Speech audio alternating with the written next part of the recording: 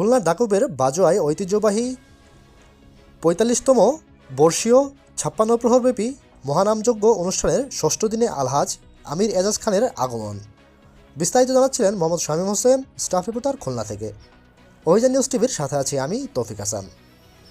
খুলনা জেলা বিএনপির সাবেক আহ্বায়ক এবং খুলনা ১ আসনের ধানের শীষে বারবার মনোনীত প্রার্থী আলহাজ আমির এজাজ খান ২২ ফেব্রুয়ারি শনিবার ডাকুব উপজেলার বিভিন্ন এলাকায় মতবিনিময় করেন।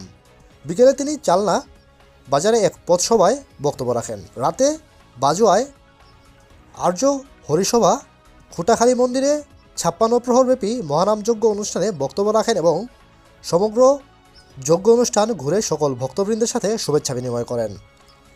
এ সময় উপস্থিত ছিলেন ডাকুব উপজেলা বিএনপির সদস্য সচিব আব্দুল মান্নান খান, চালনা পৌরসভা বিএনপির আহ্বায়ক শেখ মুজাফফর হোসেন, উপজেলা বিএনপির যুগ্ম আহ্বায়ক দীপক কুমার সর্দার, শহীদুল ইসলাম, বিএনপি নেতা বেনি মাধব বিশ্বাস, তপন রায়, হালিম হাওলাদার, গাজী ফয়সাল আলম সহ বিএনপি এবং বিএনপির সকল অঙ্গ সংগঠনের নেতাকর্মীগণ।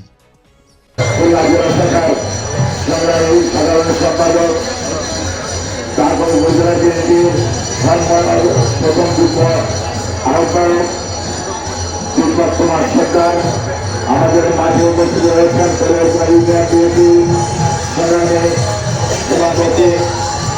সভাপতি বিশ্বাস, আমাদের মাঝে উপস্থিত রয়েছেন লালগড় ইউনিয়নের সংগ্রামী সভাপতি তপন কুমার, আমাদের মাঝে উপস্থিত রয়েছেন শ্যামলদা সহ মাঝিয়া ইউনিয়ন বিএনপির সংগ্রামী সাধারণ সম্পাদক মনিরুল ইসলাম মনি,